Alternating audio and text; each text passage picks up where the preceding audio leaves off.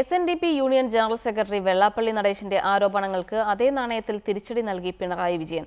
കണ്ണൂരിൽ പാർട്ടിക്ക് ശവക്കല്ലറ തീർക്കാൻ ശ്രമിച്ചത് വെള്ളാപ്പള്ളിയുടെ ഇപ്പോഴത്തെ കൂട്ടുകാരായ RSS ആണ്. ശ്രീനാരായണ ഗുരുവിന്റെ ആശയങ്ങളെ അവഹേളിക്കാൻ ശ്രമിച്ചാൽ എതിർക്കും.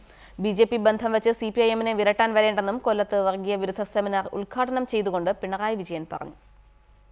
വെള്ളാപ്പള്ളി നടേശന്റെ ഓരോ ആരോപണങ്ങൾക്കും അക്കമിട്ട് നിർത്തിയായിരുന്നു പിണറായി വിജയന്റെ മറുപടി.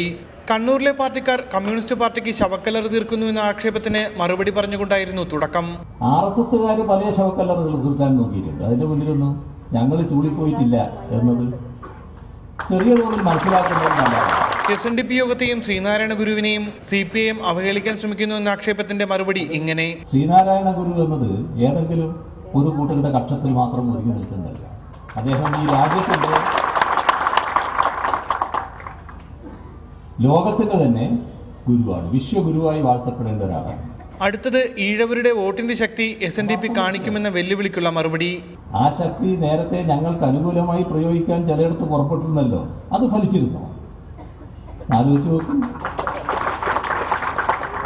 വേണ്ടാത്ത മേനി പറച്ചിലൊന്നും വേണ്ട. അവരവർക്കുള്ള ശക്തി അവരവർക്കുണ്ട്, അത് അംഗീകരിച്ചു നോക്കുന്ന ഒരു വിഷയമില്ല. ഈഴവരെ കമ്മ്യൂണിസ്റ്റ് പാർട്ടി സഹായിച്ചിട്ടില്ല എന്ന ആക്ഷേപത്തിന് അത് ചരിത്രമറിയാത്തത് കൊണ്ടെന്നായിരുന്നു പിണറായിയുടെ മറുപടി. അവസാനമായി വെള്ളാപ്പള്ളി നടേശന് ഒരു ഉപദേശവും നൽകിയാണ് പിണറായി വിജയൻ പ്രസംഗം അവസാനിപ്പിച്ചത്.